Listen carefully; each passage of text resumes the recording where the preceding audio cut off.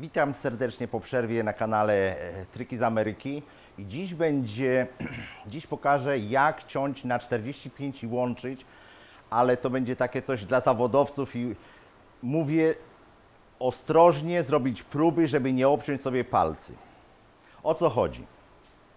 Jest parę trików takich, żeby uciąć na 45 i to połączyć. Ludzie stosują różne domino, lamelo, najróżniejsze, ale zawodowcy tak naprawdę to kleją to na taśmy. I kleją wszystko na taśmie. I jest to szybko, łatwo i nie zdarzyło się, żeby ja nie wiem, no ja robię w tym 15 lat w ten sposób. Znam ludzi, którzy robią od lat 70., odkąd pojawiły się taśmy malarskie rozciągliwe i nic się złego nie działo. Robi się tą metodą wszystko. Tu mam kawałek obcięty, proszę bardzo, schodów. To są zwykłe dębowe schody sklejone z dwóch elementów. I tu jest zawrotka, żeby nie stosować takiego grubego materiału, bo to jest jakieś 6 cm, no to i jest podfrezowanie, bo jest ze stali nierdzewnej potem pod stopień taki, bo to jest na robotę komercyjną do korporacji, także nie mogę Wam pokazać, gdzie to jest, no bo nie mam pozwolenia na filmowanie tam, natomiast mogę Wam pokazać, jak to wygląda ten stopień. Stosuje się najróżniejsze rzeczy. To jest na przykład z walnutu, znaczy to jest... Ja bardzo przepraszam wszystkich, że mi brakuje słów polskich. Lingwistą ja nigdy nie byłem. Co mogę powiedzieć na swoją obronę? Sprawdziłem, przez ostatnie 9 lat nie spotkałem żadnego rodaka, żadnego Polaka na robocie, gdzie robię. No niestety, język ucieka.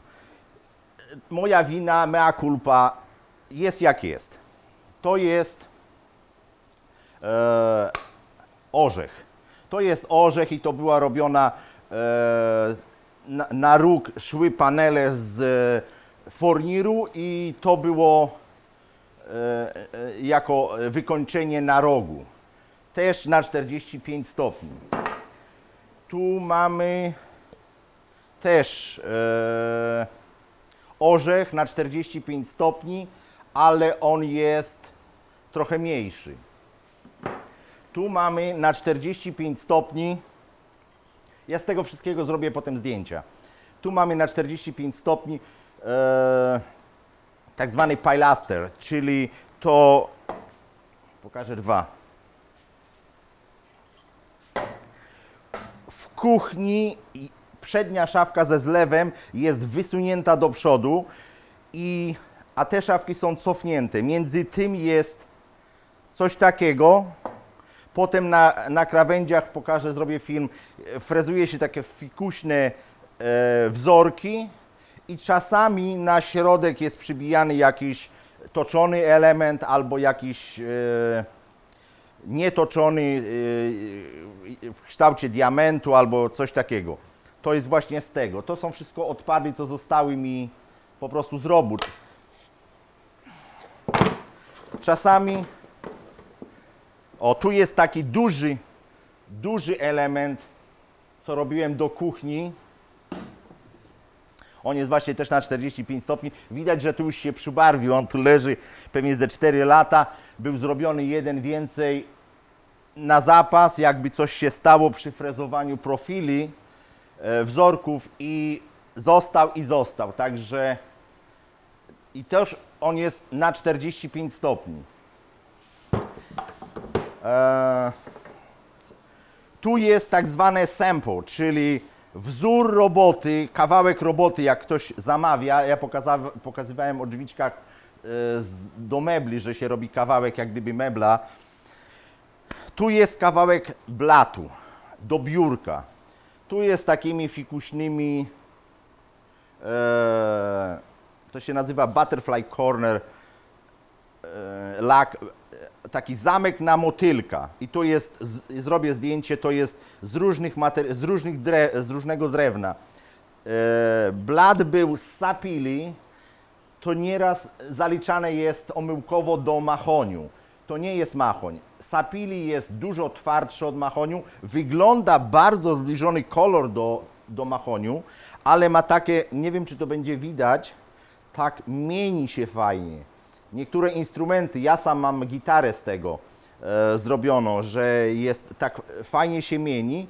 I tu są te wstawki rogowe, to jest z klonu, to jest z wiśni i to jest z dębu. To na zdjęciu powinno być dobrze widoczne. I to jest właśnie kawałek takiego blatu, który był robiony do biurka właściciela pewnej korporacji. Jak duże elementy i z czego to można kleić? Osobiście robiłem największy element, to był MDF, na tym był fornir i robiliśmy do kasyna takie coś jak łódź olbrzymie.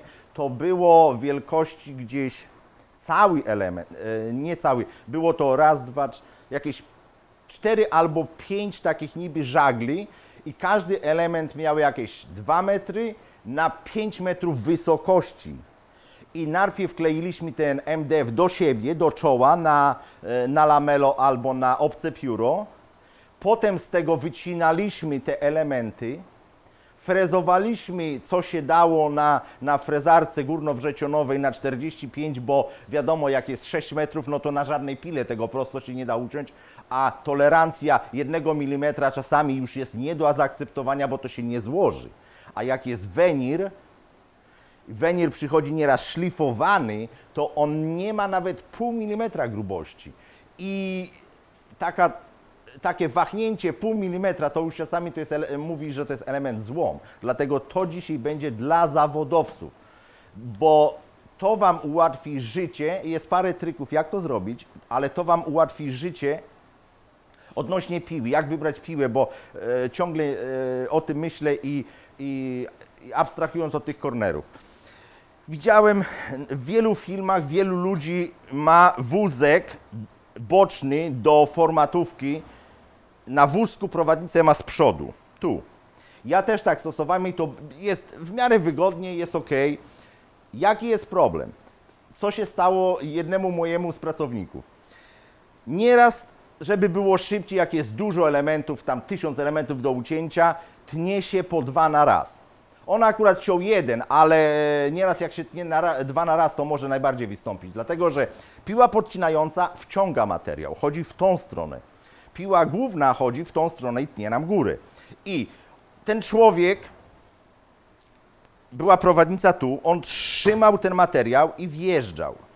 I z jakiegoś powodu poluzował uścisk i ta piła podcinająca pociągnęła mu ten materiał i on uderzył w główną piłę. Uderzenie było tak duże, że piła wygięła się, uderzyła w blat z jednej strony i z drugiej strony. To nie było na tej pile, bo gdyby tamto sprzedałem, bym Wam pokazał. Piła, wyrwane zostały 2 zęby, piła kompletnie złom, wichrowała się potem, ja włączałem to. Wyrwany było dziura w blacie, trzeba było na tym aluminium napawać, szlifować i to wyglądało cały czas jak... Nieważne. Ważne jest, że dla własnego bezpieczeństwa lepiej jest mieć prowadnicę z przodu wózka niż z tyłu, dlatego że jak Wam nawet nie trzymacie mocno ten materiał, jak wciągacie, wjeżdżacie, to podcinająca piła go wciąga, ale nie potrafi nim rzucić, dlatego że tu macie ograniczenie, tu macie prowadnicę i ona wciąga Wam go do piły i pięknie to jedzie. Druga sprawa, 90% ludzi, którzy mają formatówkę, odkręcają sobie to, bo nie wiedzą do czego to służy. To jest niesamowicie przydatne. Jeżeli wyobraźcie sobie, tniecie 1000 elementów, albo nieraz się zdarzało 2000 elementów do ramek, bo jak się robi budynek 50-piętrowy i się dostanie taką robotę, jest się podwykonawcą i na każdych drzwiach jest załóżmy 4 ramki, czyli 16 listewek i z drugiej 16 listewek i tych drzwi jest 500, no to wychodzi to już w 1000 sztuk.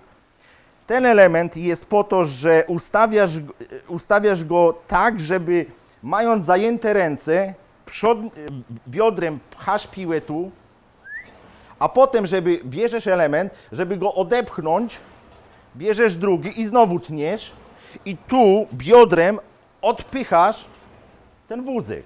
Jeżeli trzeba dalej, no to potem sobie, jak tniesz coś dłuższego, to tniesz, to odsuwasz to dalej. To tak abstrahując od tego.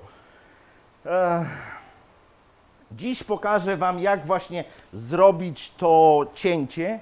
I tak, ponieważ praktycznie nie pamiętam, kiedy robiłem z particle board, czyli z wiórowej płyty laminowanej. Normalnie nie pamiętam.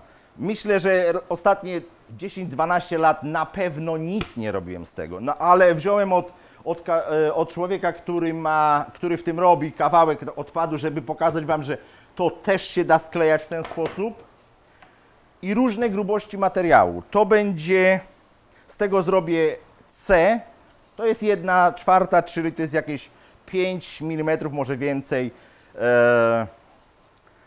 Lakierowany materiał, bo na nielakierowanym złożycie 45, no i Wam coś zostało tutaj, kurde, to zaszpachlujecie, przyszlifujecie i jest dobrze. Chociaż jeżeli są egzotyczne drewna, to nie możecie dobrać wypełniacza, żeby on pasował idealnie po malowaniu. I często się robi, to stolarze wiedzą, że jak zostaje jakaś szparka czy coś, to smarują klejem, zaszlifowywują to. Ale jest problem tym, że jak kładziemy potem jakieś znowu te stainy, kładziemy jakieś bejce, to Wam pokażę. Ja będę robił oddzielny kilka odcinków odnośnie malowania, stainowania, bo to jest temat rzeka i stolarze tego nienawidzą. Ja sam tego nie lubiłem, ale no niestety jako właściciel zakładu prawie 30 lat robię to na własny rachunek, więc muszę najpierw sam przetestować, co jest grane i potem kogoś nauczyć albo pokazać, albo powiedzieć, że ja tak chcę. Bo ja wiem, że każdy ma swoje pomysły. Ale to ja wystawiam czeki i ja chcę, żeby to było zrobione tak czy tak, bo jestem pewny, że to będzie wtedy dobrze. Tu mam 12 mm pomalowany materiał i tu jest 19 mm sklejka. To wszystko jest pomalowane. Dlaczego jest to pomalowane? Dlatego, żeby pokazać, jak to zrobić na pomalowanym materiale i żeby to było perfekt i żeby każdy, kto to zobaczy, powie: o, klasa robota. Bo tak jak powiedziałem, na niepomalowanym to nie jest problem, ale na pomalowanym to jest problem. Od czego trzeba zacząć? Zacząć należy od tego, że to jest właśnie. Tu mam z tego uciąć kolumnę, więc ustawię na 20 cm i przetnę coś tam w ten sposób.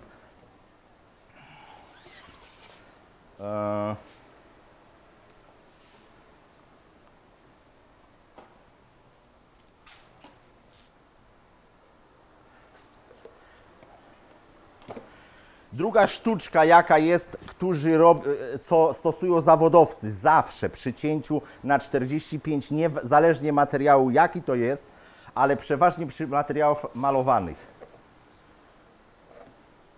Gumowe rękawice. One nie chronią Cię przed wiórami, przed czymś, ale na tyle poprawiają uścisk i wszystko, że to Ci się nie wyślizgnie, nie utniesz sobie palca przede wszystkim, że to Ci się nie poślizgnie, dlatego że to jest niebezpieczna operacja. I co tu będę ukrywał, to jest niebezpieczna operacja. Włączamy wyciąg.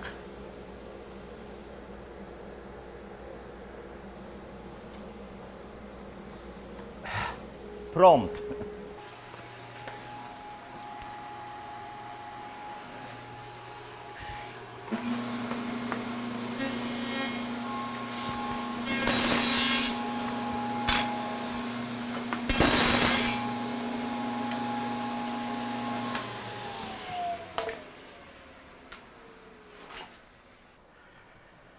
Jak widzieliście, wyciąg trocin coś przestał działać. Musiałem obczyścić sensor, bo mam go na pilota.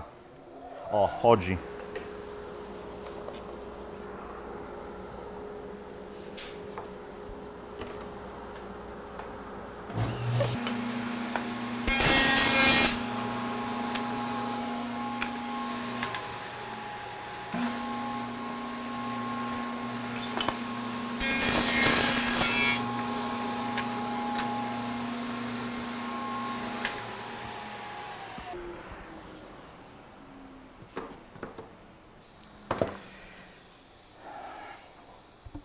Często robi się duże blaty z frontem zawiniętym do dołu. I to z takich materiałów jak korian, z granitu też robią tutaj. Jest firma, która koło mnie niedaleko robi dużo w kamieniu, mnóstwo.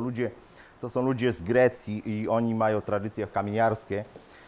I oni robią w kamieniu i oni robią połączenia takie frontów różnych blatów do umywalek podwieszanych. Właśnie granit jest na 45 ucięty. Ja pokażę Wam, jak zrobić. To jest z materiału pomalowanego. Obetnę dookoła po jakieś 5-6 cm dookoła. Potem to zatnę i za jednym razem pokażę, jak to skleić. Przy cięciu takich prostych na 45 to jest żadna sztuczka. Po prostu tniemy na początek wymiar, jaki ma być. Dodajemy 1 mm do wymiaru. Potem tniemy to na 45. Kleimy, co zostanie się potem obetnie i już. Ale jeżeli tniemy już gotowy, ma być blat złożony i nic nie będzie cięte, bo jak to złożymy i te zawrotki do dołu wszystkie będą zrobione, to nie ma możliwości nic z tym robienia. Dlatego tniemy, jeżeli tniemy blat i chcemy te zawrotki dookoła zrobić, to tniemy najpierw wzdłuż 2 paski, potem tniemy w poprzek, bo wszystko musi mieć idealnie ten sam wymiar. I szerokość, jak utniemy te 2 paski najpierw i potem te paski w poprzek, to szerokość blatu i zawrotki jest ta sama. Ale tego i tego już nie. Więc potem musimy strymować na tym samym ustawieniu blat i bok. I właśnie teraz zrobię to w tej chwili. Najpierw tniemy to wzdłuż.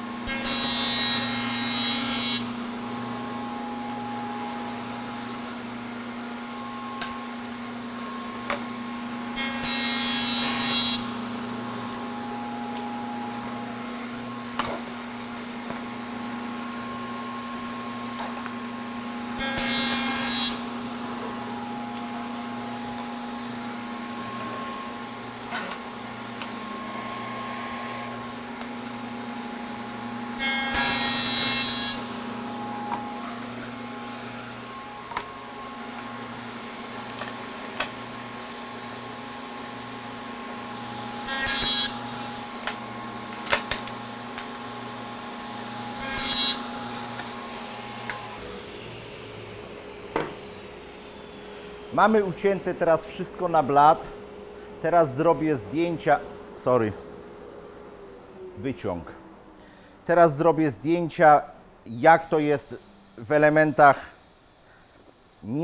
niezłożonych i będziemy to cięli. Żeby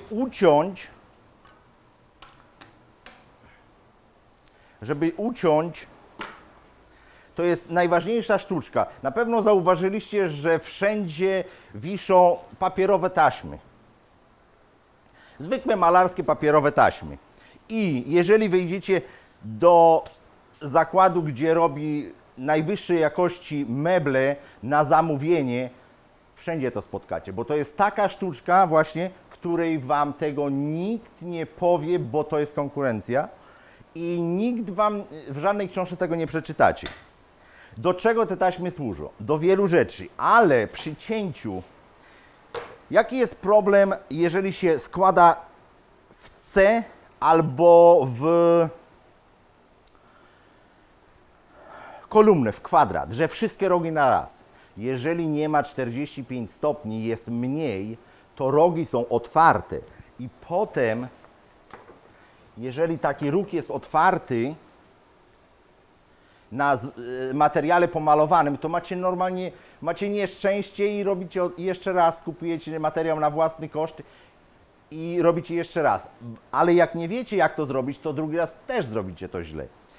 Jest sztuczka taka, żeby klej akurat na wysokość, na grubość kleju, żeby to nie otwierało. Ja stosuję niebieską taśmę, bo jest troszeczkę grubsza niż biała. Na wózek naklejam 2 paski.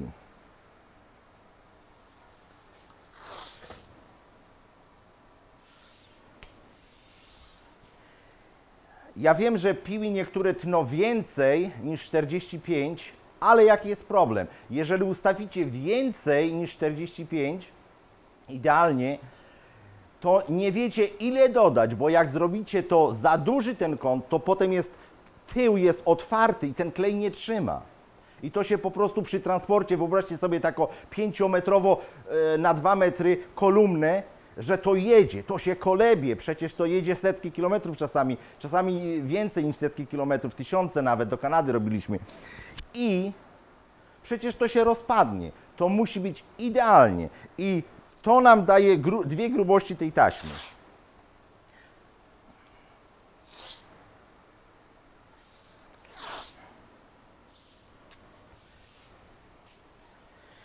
Ja przestawię teraz kamerę z tej strony, żebyście widzieli, jak ja to tnę, jak ustawiam. W tej chwili pokażę Wam jeszcze jeden bardzo... prawdopodobnie nie widzicie mojej twarzy, ale to jest w tym momencie nieważne. Ważna jest kwestia, że tnąc tak wąskie elementy na 45 albo dużo węższe jeszcze, no to palce można ciachnąć. I jest na to sposób, żeby tego uniknąć, żeby to było bezpiecznie, więc stronę, którą mamy obcinać, kładziemy elementy po 2. Stronę, którą mamy obcinać, kładamy na zewnątrz, która ma być na 90 stopni, czyli prosta, nieobcięta, do siebie i sklejamy to taśmą, zwykłą taśmą. Tak. Co kilka centymetrów, jakieś tam co 6 cali, czyli jakieś to jest co 15-14 centymetrów. Ważna rzecz, żeby ta taśma nie wystawała za materiał. Z jednej strony i z drugiej.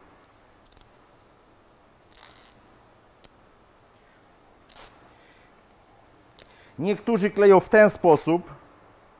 Można i tak, chociaż ja osobiście uważam, że w ten sposób jest lepiej, dlatego że jak przykleimy do tego elementu i pociągniemy, to nam to dociągnie i to w ten sposób jest po prostu bardzo stabilne i to już taką deskę, takiej szerokości deskę, to możemy śmiało ciąć na 45. To są te długie kawałki do tego blatu i tu mamy krótkie kawałki. Gdy są szersze elementy, nie potrzeba tracić czasu na klejenie. Jeszcze jedna bardzo ważna rzecz.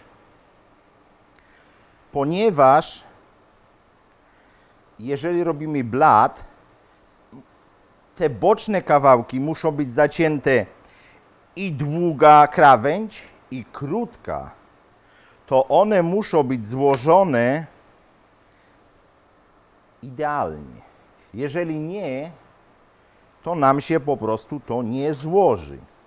Jeżeli kawałki są nierówne, znaczy, że coś źle ucięliście i trzeba to poprawić, bo to się nie złoży. Jak mówiłem, przy materiale nie malowanym to ujdzie w tłoku. Prowadnicę ustawiam tak, że ona idzie prawie do samej piły, ale nie do końca, dlatego że jak ją ustawię prawie do końca i na litym drewnie, potem między prowadnicą a tym ten kawałek może się trochę cofnąć i wtedy złapie i jest takie boom i niszczy się maszyna, także ja zostawiam około 1 cm, także jak ten kawałek zostanie ucięty, to on po prostu wywróci się i nie ma problemu. Zwłaszcza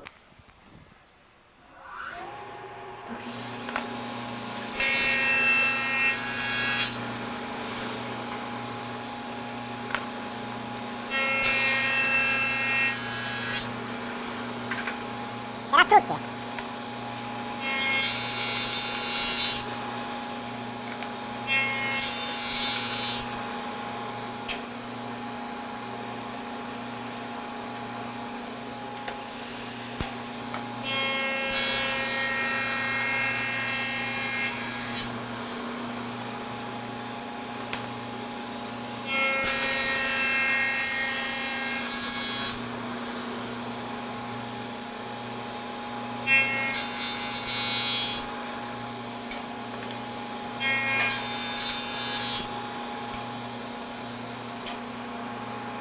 Pięknie nam to wyszło. Tył z podcinakiem niewyczerpany, bo czasami to jest widać, bo to powiem wam, jak wyłączę maszynę. Tniemy teraz blat.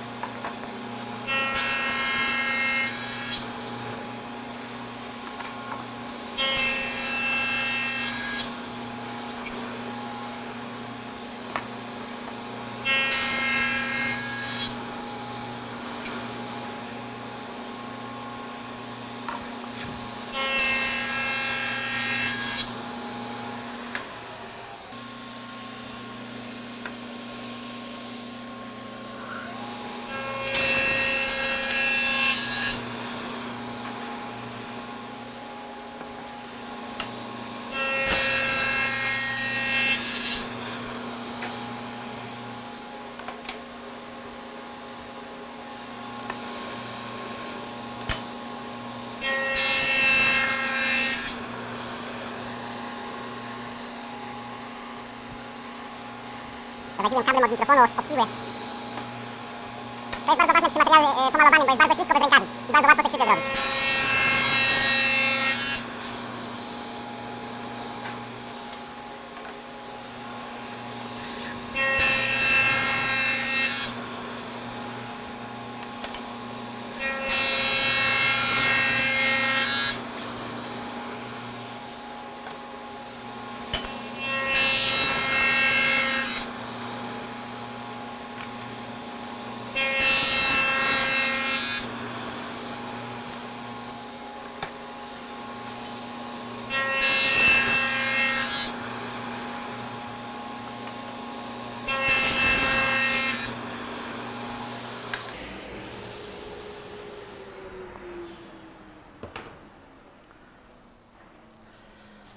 Bardzo ładnie nam się ucięło to wszystko i teraz trzeba będzie to zrobić zdjęcia, bo na pewno tego nie widać w kamerze.